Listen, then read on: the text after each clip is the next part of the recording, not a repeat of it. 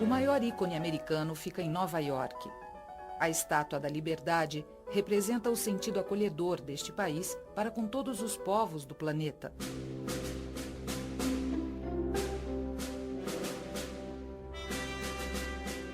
A história mostra que os norte-americanos jamais abandonaram sua pátria para se fixar em terras estrangeiras. Apenas uma única vez, uma onda de emigração em massa levou norte-americanos para longe de seu grande e poderoso país. Destino: Brasil.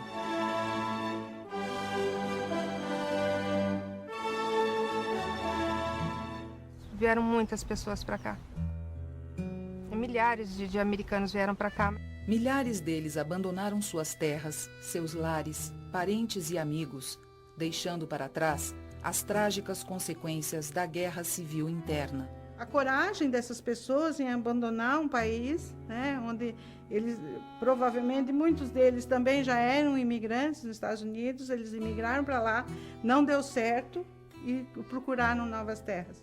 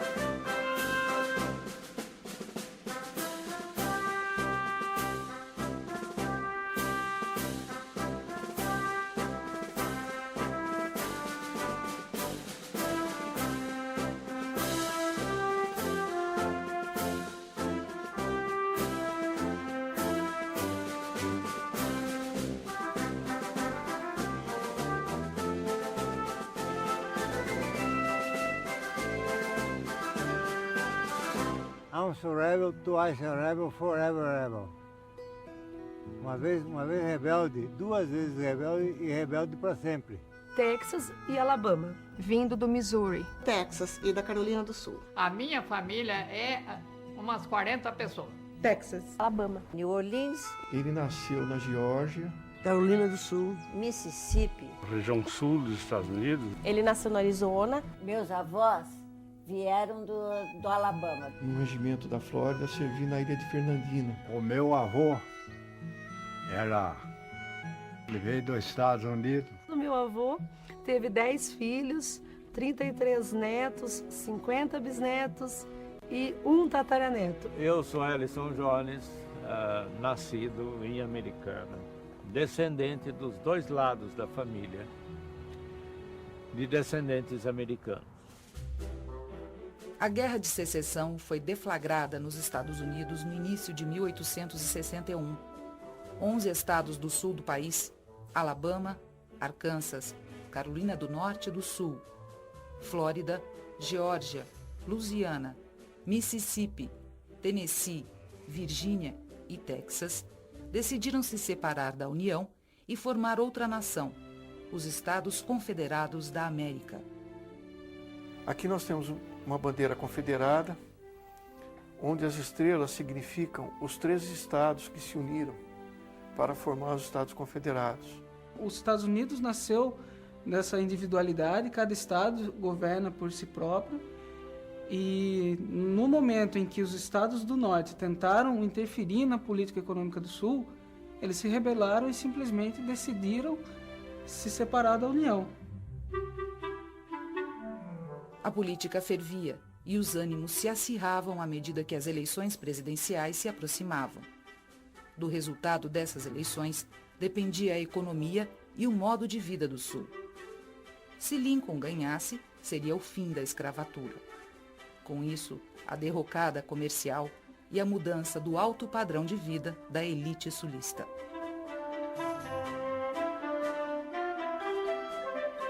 O Sul possuía seus escravos e o Norte, abolicionista, pagava o trabalho do imigrante europeu. Agora, o Sul ficou conhecido como a região de maior charme dos Estados Unidos. E o norte ficou com a fama da região da eficiência, do lugar que sabia ganhar dinheiro, da produtividade.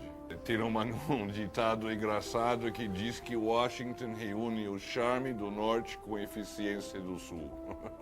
O algodão era muito procurado nos mercados da Europa e a sua produção se tornou preocupação geral. O algodão deu muito dinheiro na época, anos e anos de plantio de algodão. Grandes fazendas se dedicaram a cultivá-lo com mão de obra escrava.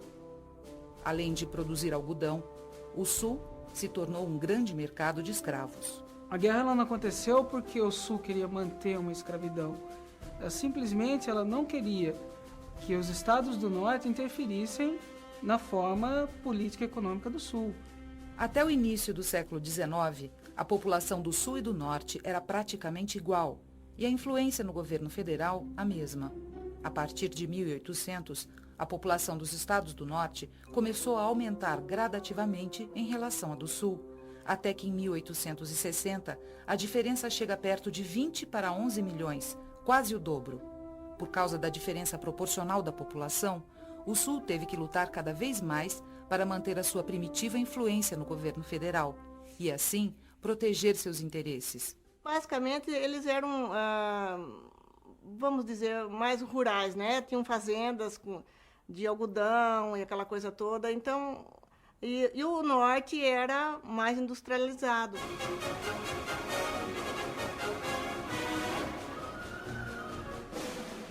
A industrialização acompanhou o movimento populacional do país.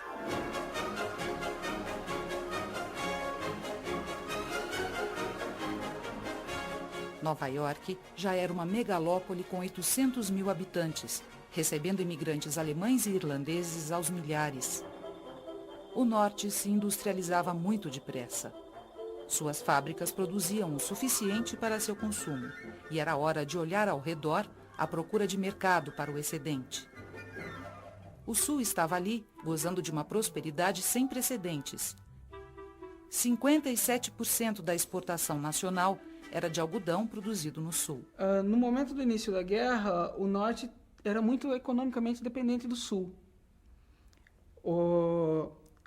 Os banqueiros do Norte eles investiam muito no Sul para o desenvolvimento da agricultura, financiavam, faziam um intermédio da venda pro exterior. E o Sul, ele exportava muito. Todo o algodão que ele produzia, era menos de 10% ficava nos Estados Unidos. O resto ia tudo para a Europa, né? Inglaterra, França.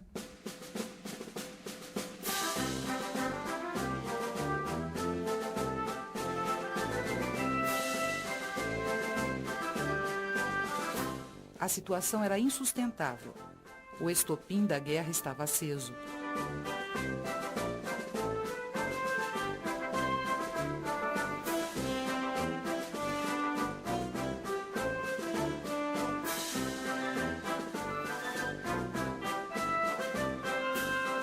O conflito armado, do qual participaram perto de 4 milhões de soldados, deixou mais de 600 mil mortos. Meu avô era fazendeiro.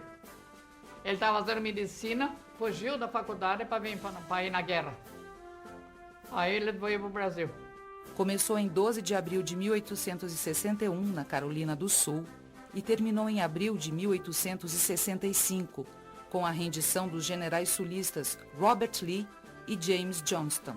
Esse aqui é um quadro com uma gravura do general Lee, Robert Lee. Ele foi o comandante de todas as tropas confederadas na Guerra Civil Americana e responsável pela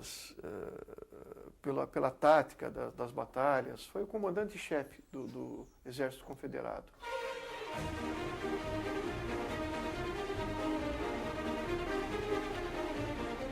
O poderio dos territórios do norte era infinitamente superior.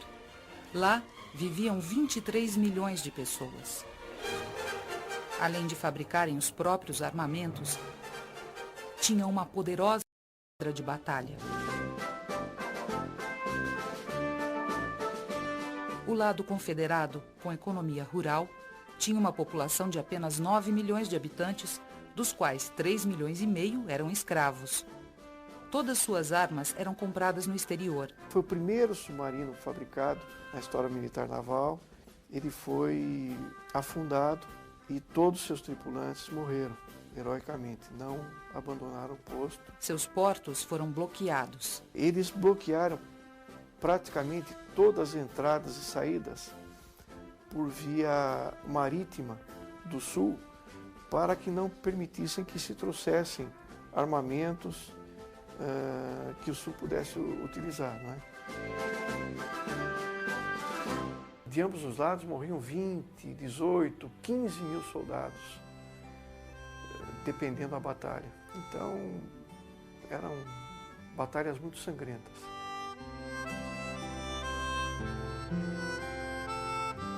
A derrota sulista era inevitável.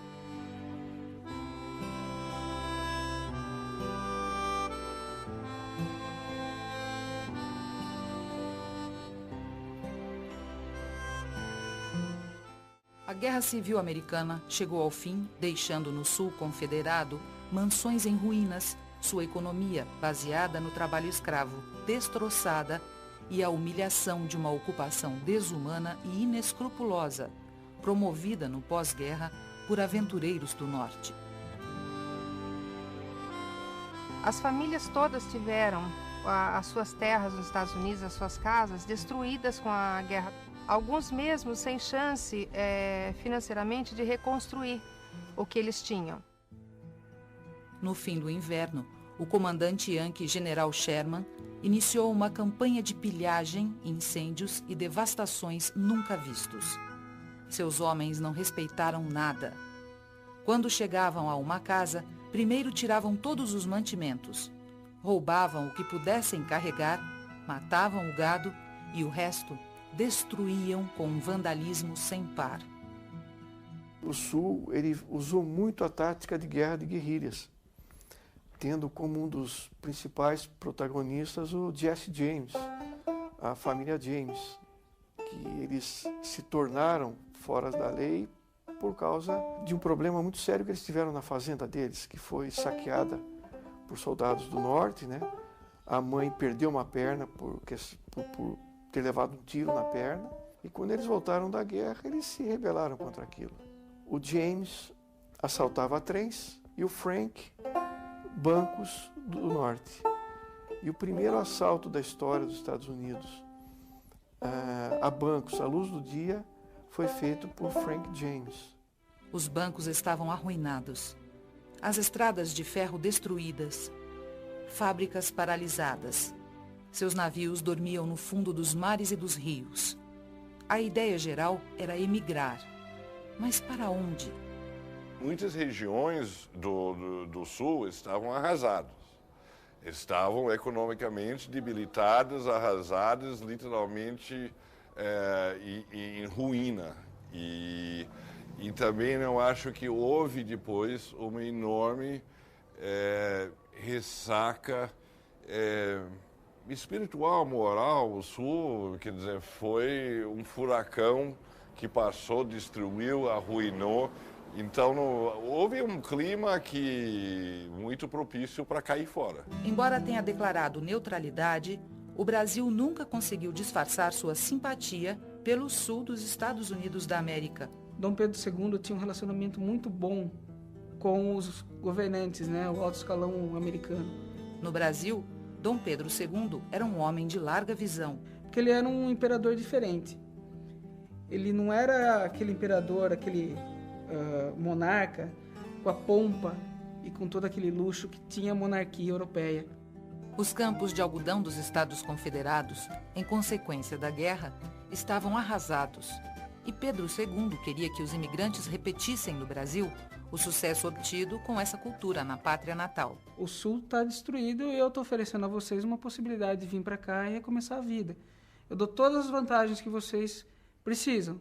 Em 1865, 2 anos após a abolição da escravatura nos Estados Unidos, o governo brasileiro abriu um escritório em Nova York, sob chefia de Quintino Bocaiúva, oferecendo grandes vantagens aos imigrantes. Então eles vieram para o Brasil em busca de novas oportunidades, de continuar a agricultura, sabendo já que o Brasil tinha terras muito boas, férteis para a agricultura. O desfecho da Guerra Civil norte-americana veio de encontro aos planos brasileiros de importação de mão de obra especializada no cultivo do algodão.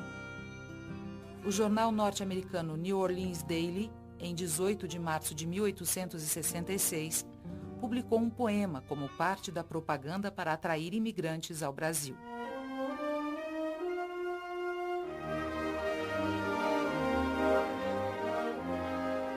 Oh, dá-me barco com vela e leme e deixa-me ir para o feliz Brasil. Terra do sol, reino onde nada se teme, matas sempre verdes e praias repletas de pérolas no mar azul anil. O coronel Norris, por saber muito de política, foi o primeiro americano a colocar os pés como imigrante no Brasil. Nascido na Geórgia, mudou-se para o Alabama e posteriormente foi senador pelo Texas, após viver vários anos em Dallas. Com seu filho Robert, carregou alguns pertences, o necessário para fazer uma pequena lavoura, transformou seus dólares em ouro e veio ao Brasil via Galveston, chegando ao Rio de Janeiro em 27 de dezembro de 1865. Foi recebido pessoalmente pelo imperador Dom Pedro II.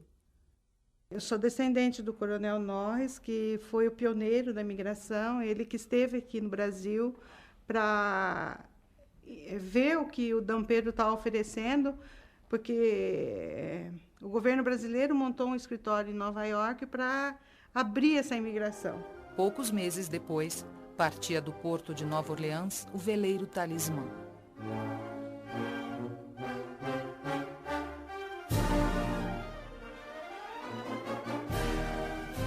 Começava assim a saga da imigração norte-americana para o Brasil, transformando-se na maior corrente migratória da história dos Estados Unidos.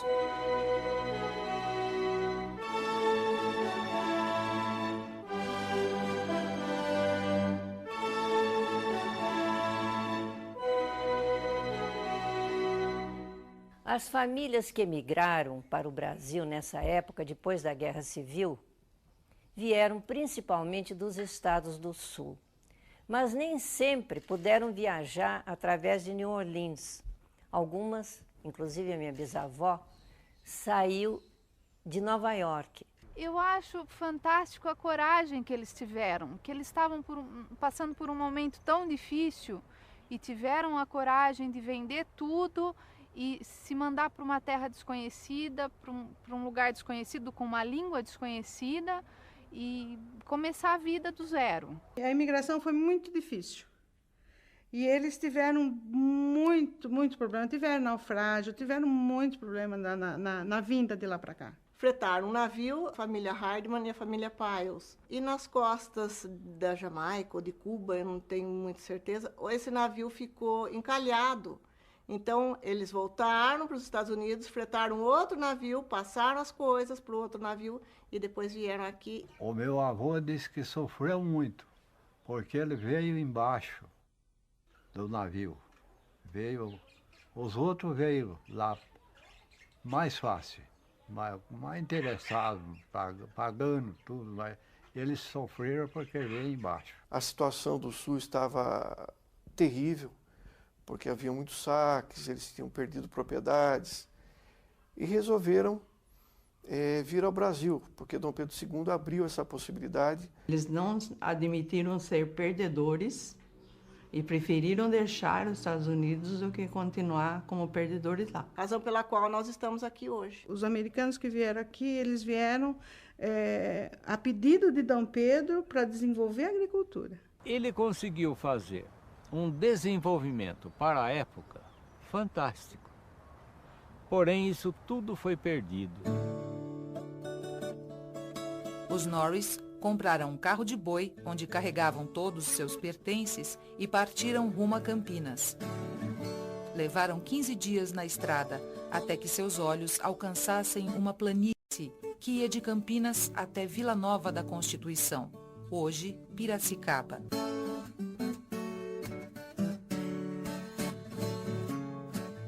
Aí ele chegou aqui perto, olhou assim, gostou, porque ele achou muito parecido com Alabama. A vida deles foi muito sacrificada, né? Porque eles saíram de uma região com um pouco mais de conforto, chegaram aqui para construir. O Partido Liberal estava em ascensão e exigia muito do imperador, principalmente maior representação, abertura para o comércio exterior e gradual libertação dos escravos. Os americanos, lá eles já tinham acontecido a abolição. Eles não tinham mais como contar com o trabalho escravo. Eles vieram para o Brasil achando que eles podiam contar com o trabalho escravo. Então, eles tiveram anos e anos de serviço escravo aqui. Com a abolição da escravatura nos Estados Unidos, o Brasil era o último país, além de Cuba, a manter escravos. Meu bisavô, né, ele teve 9 filhos com uma escrava. Brasileira, baiana de Caculé. Foi uma linda história de amor. Um jovem baiano, estudante de direito, Castro Alves, publicava vários poemas em jornais republicanos, exigindo o fim da escravidão. Eu escrevo no jornal Estado de São Paulo já faz 14 anos, uma coluna semanal, e que se dedica muito a discutir as relações entre Brasil e Estados Unidos, ou a cultura brasileira vista do ponto de vista de um americano, ou vice-versa. E quanto mais tempo eu fico aqui, eu acho que menos eu entendo. Uma certa identificação ideológica entre o Império e o Sul dos Estados Unidos, escravagista e agrário, contrastando com o Norte industrializado e abolicionista, ajuda a explicar a preferência pelo Brasil. Vocês devem conhecer a famosa frase, e isso tem a ver com a Guerra de Secessão, do Oswald de Andrade, que o Brasil são os Estados Unidos se o Sul tivesse vencido a guerra. Muitas vantagens foram oferecidas aos imigrantes. As terras seriam escolhidas por eles e, feita a medição, as escrituras definitivas de propriedade seriam entregues mediante um pagamento simbólico. São Paulo tinha 25 mil habitantes e não tinha gás. Havia uma olaria funcionando e 2 em construção. O preço do milheiro de tijolos era 40 mil réis.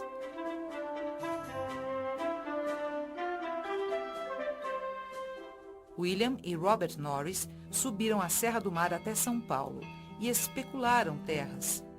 A eles foi oferecido de graça o terreno onde hoje é o bairro paulistano do Brás, mas eles não aceitaram porque era um brejo. A eles também foram oferecidas as terras onde hoje se situa a cidade de São Caetano, recusadas pelo mesmo motivo.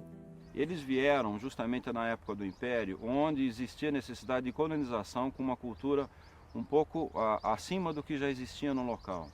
Então não é uma cultura extrativista, era uma cultura justamente para que você pudesse ampliar um pouco de horizontes. Entre as contribuições e influências trazidas pelos imigrantes norte-americanos, destacam-se o modo de administrar as fazendas e a fundação de escolas agrícolas, o uso e a fabricação do arado, o cultivo da melancia e do algodão e o desenvolvimento da indústria têxtil de Americana.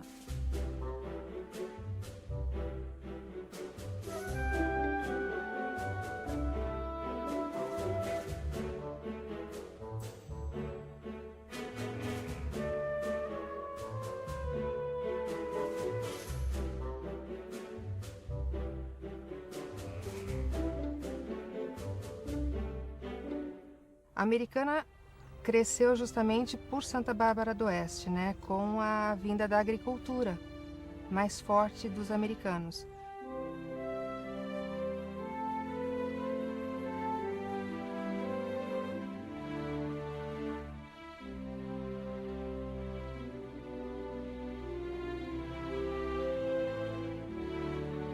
Essa casa que vocês estão vendo aqui atrás tem mais de 200 anos. Muitos americanos por aqui passaram, nasceram e moraram aqui, tem a origem deles aqui, uma história muito grande. Então, esse cantinho é muito especial para todos nós.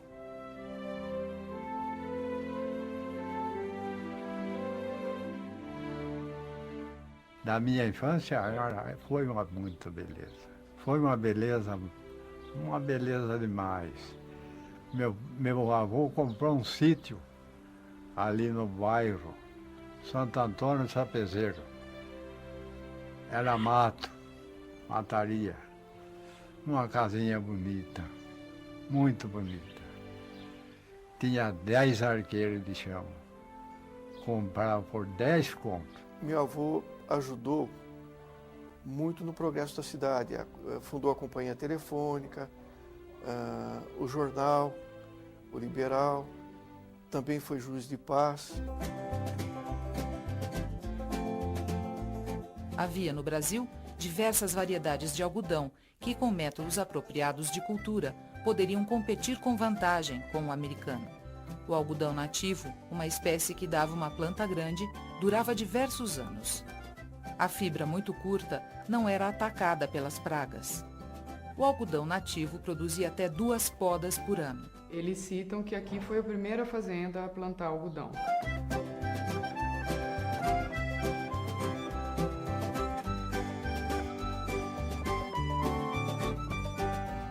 Eles traziam os marceneiros, os pedreiros, que ficavam hospedados, moravam na fazenda durante anos. Ela tem bastante madeira, bastante trabalho em madeira dentro, que o pessoal ficava hospedado. Inclusive os móveis eram feitos aqui.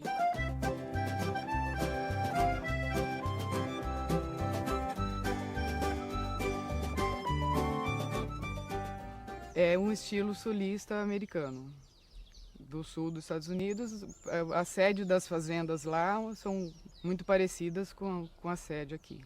Eles trouxeram implementos agrícolas diferentes do que nós usávamos, e esta foi uma das grandes contribuições, porque mesmo no final do século XIX, nós já tivemos as primeiras oficinas produzindo arados. E com isso a Americana, fundada a partir de 27 de agosto de 1875, né, com a passagem do tronco ferroviário, ela se torna rapidamente uma grande produtora de tecidos.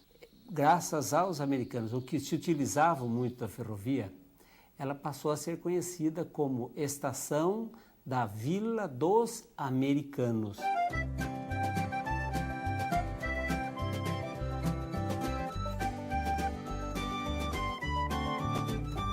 A diversão deles era vir para a cidade, todos moravam na fazenda, né? E aí eles vinham com aqueles cavalos super tratados, né, bonitos, e faziam miséria, né? Porque eles entravam dentro do bar com os cavalos, exigia que fosse atendido em cima do cavalo. A cadeia aqui foi feita, né, pelos americanos para prender os próprios americanos, né, que eram baderneiros.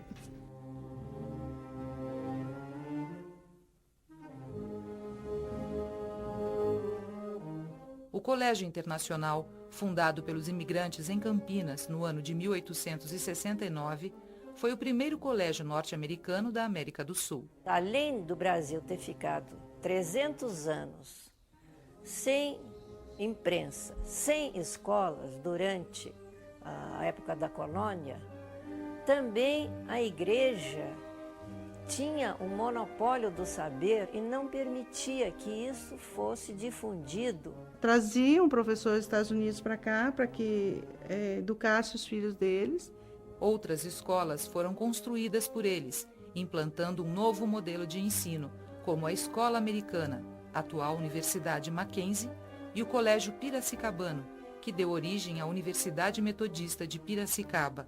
Piracicaba, no final do século XIX, era uma vila e tinha poucas escolas. E o movimento republicano que começou a crescer na região de Piracicaba, Campinas e Itu, pretendia trazer para Piracicaba uma educação de melhor qualidade. A partir daí, um projeto para um novo governo do Brasil, o governo republicano, baseado em ideias de democracia, república. Quando um dos grandes incentivadores nessa troca de ideias foi Tavares Bastos, que morreu muito jovem, mas era um quase panfletário sobre as ideias dos Founding Fathers americanos, aquela equipe que fundou a nação americana. Nós só falávamos inglês e a minha avó, na minha família, minha avó me alfabetizou e a meus irmãos também, primeiro em inglês, depois nós aprendemos a falar português, em torno dos 7 anos, para entrarmos na escola pública brasileira. Naquele tempo, minha mãe conversava com nós em inglês, porque eles falavam inglês. Mas nós, com aquela molecada, que fora tudo aquela brincadeira, tudo aquilo, nós brincava, minha mãe só falava inglês com meu pai. E eu, hoje eu não sou mais nada, inglês não falo mais, né? A escola era bilíngue, os professores vinham sem saber falar português, aprendiam português aqui. As alunas aprendiam inglês, tinham aulas de inglês, saíam no final do curso sabendo falar inglês, porque a maior parte dos livros do colégio eram livros trazidos dos Estados Unidos. A produção editorial no Brasil era muito pequena, então praticamente todos os livros de conhecimento geral era trazido dos Estados Unidos e as alunas tinham que aprender a ler em inglês. Então, Prudente de Moraes e o irmão Manuel de Moraes, que eram os líderes do Partido Republicano, conversaram com um pastor metodista, recém-chegado à região, e pediram a eles que trouxessem uma educadora ou um educador metodista para fundar em Piracicaba uma escola nos padrões das escolas norte-americanas. E assim chegou Martha Watts, em 1881, e fundou o Colégio Piracicabano, em setembro.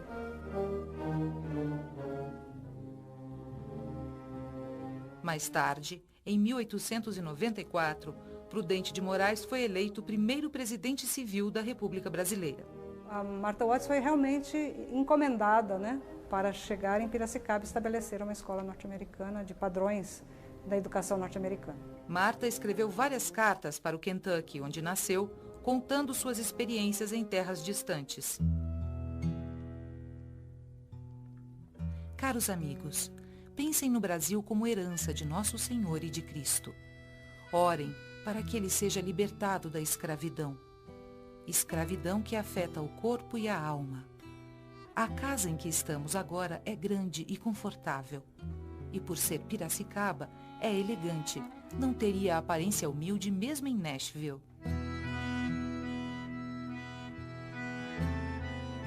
Mademoiselle Renaud fez algumas observações sobre a emancipação da mulher, fazendo alguns comentários no início sobre as necessidades de liberdade em todas as leis físicas e levando ao máximo sua ideia de liberdade feminina.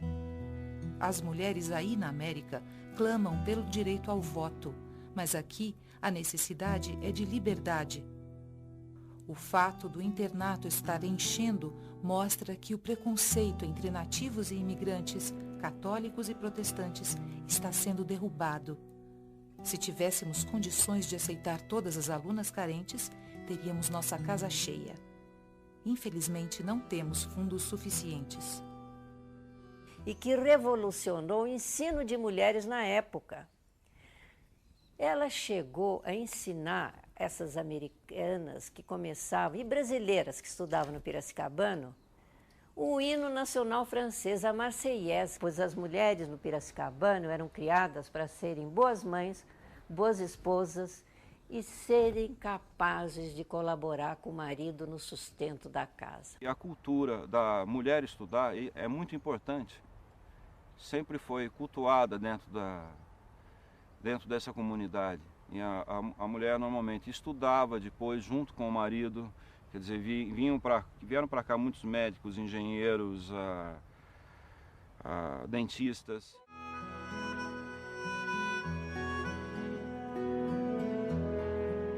Este povo, de traços delicados, olhos da cor do céu e alma guerreira, deixou inúmeras contribuições para a nossa terra. E conseguiram realizar o sonho deles de continuar a vida, né? Construir um novo rumo para eles em novas terras.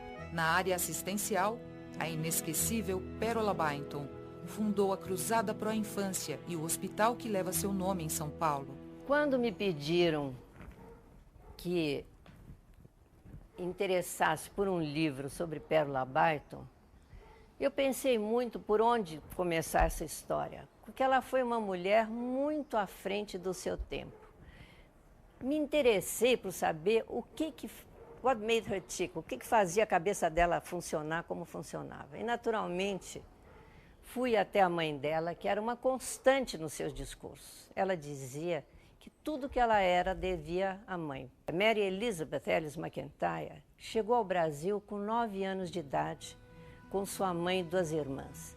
A mãe fugindo do marido, um neurótico da Guerra Civil, que prometeu vir buscá-la e levá-la e pedir a Dom Pedro que pudesse levá-la de volta debaixo de algemas.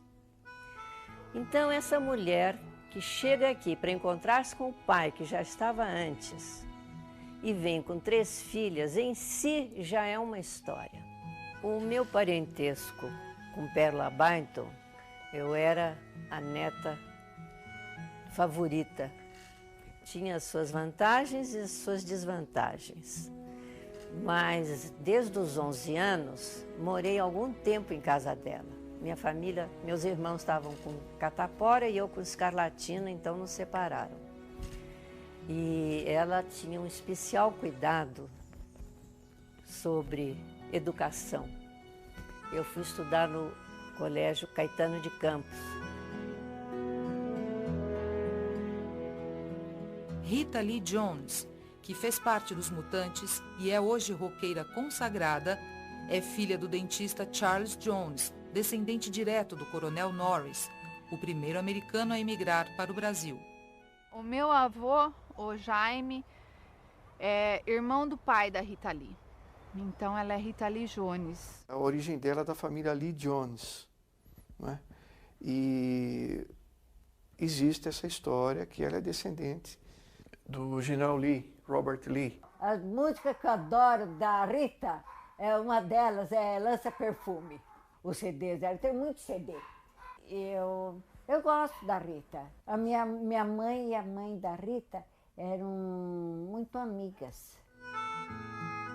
O capitão confederado Hamlin Lassiter Northfleet deixou uma bisneta, a juíza Ellen Grace Northfleet, que ocupou a presidência do Supremo Tribunal Federal, órgão máximo da justiça no país. A nossa intenção hoje é, lógico, muito orgulho, né, de fazer parte de uma história tão bonita e dolorosa, porque foi sofrida, mas ela também foi muito bonita. A nossa história, a história dos descendentes, hoje descendentes americanos, dos seus ancestrais. O coronel Oliver, depois de alguns meses, já tinha preparado suas terras e, com auxílio de escravos, começava a cultivar o algodão. Ele comprou as terras aqui na região central, que vai aqui do centro de Americana, até a altura do SESI, Centro Cívico, é bastante terra. E aí ele começou o plantio de algodão. A novidade é que ele trouxe equipamento agrícola para ajudar nesse plantio. Os americanos, quando vieram para cá, eles viveram em colônia. Eles viviam em fazendas e sempre juntos. O hábito dos americanos era muito assim, dentro de casa, né? Oliver veio com sua mulher e 2 filhas adolescentes. Pouco tempo depois, por uma fatalidade, as 3 morreram, vítimas da tuberculose. Essa é a primeira sepultura do nosso cemitério. A senhora Beatriz Oliver e, menos de um ano depois, Ingliana e Mildred, 2 filhas, todas vieram dos Estados Unidos, já doentes e faleceram de tuberculose. A igreja recusou-se a receber não católicos no cemitério da Vila de Santa Bárbara. Foi sepultado no quintal da fazenda, porque não podia sepultar nos cemitérios da cidade de Santa Bárbara. E então elas ficaram aqui todas.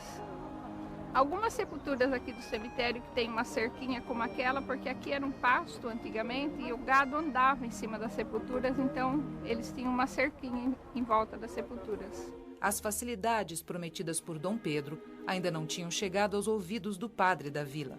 Na época, o padre não permitiu que que não fosse católico fosse enterrado no cemitério da cidade. A senhora Oliver foi sepultada em uma colina nas terras de sua própria fazenda.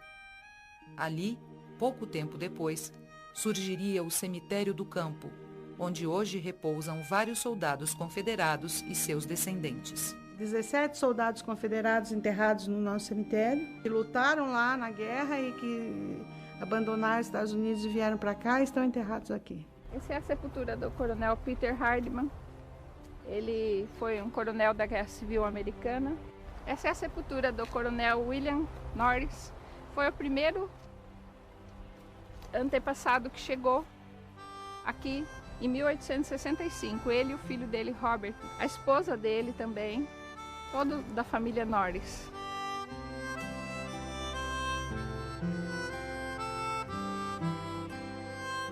Napoleão Bonaparte McAlpine, ele era o nome dele mesmo.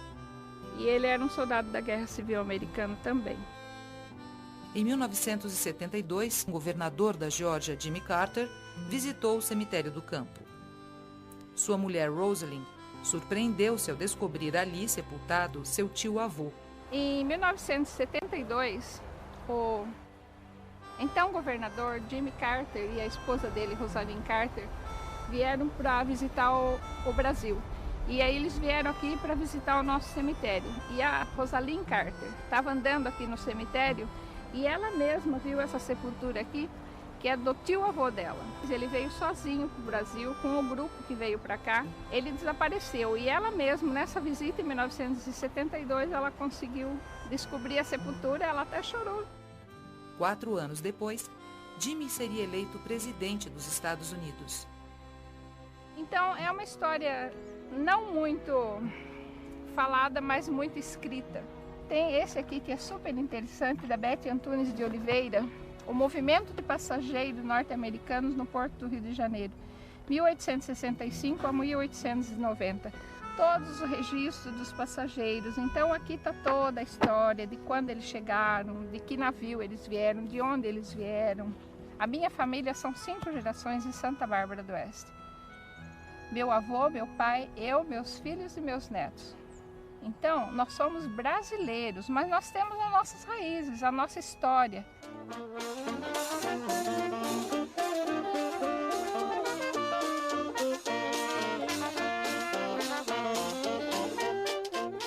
No cemitério do campo, em terras que pertenceram ao coronel Anthony Oliver, ao pé da capela, os descendentes, representados pela organização não governamental Fraternidade e Descendência Americana, celebram, no início de abril, sua chegada ao Brasil e os valores confederados do sul de sua pátria.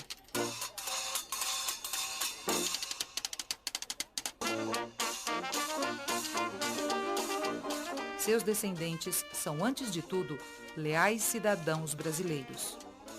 Esta terra de exílio se transformou em uma verdadeira terra natal, em todos os sentidos.